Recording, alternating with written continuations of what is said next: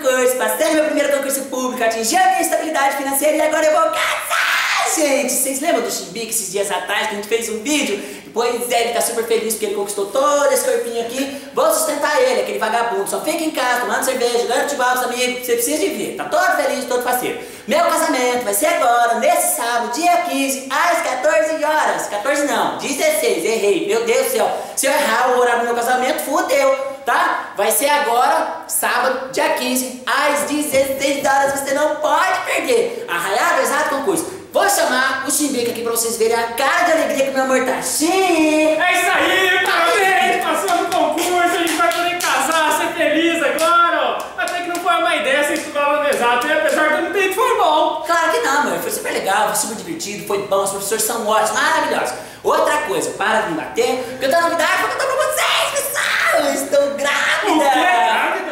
É, amor, mas é de você, fica tranquilo. Deus é pai, Deus vai ajudar, vai nascer a cara do Chimbique, pessoal. É. Vocês já imaginaram o Chimbiquinha correndo pra lá e pra cá, pra lá e pra cá, pra lá e pra cá.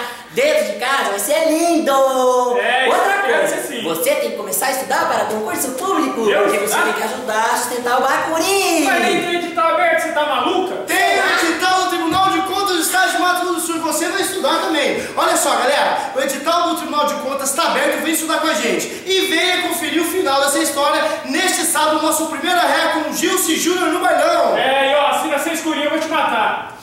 Exato, concurso tudo ao vivo, objetividade e inovação. Não!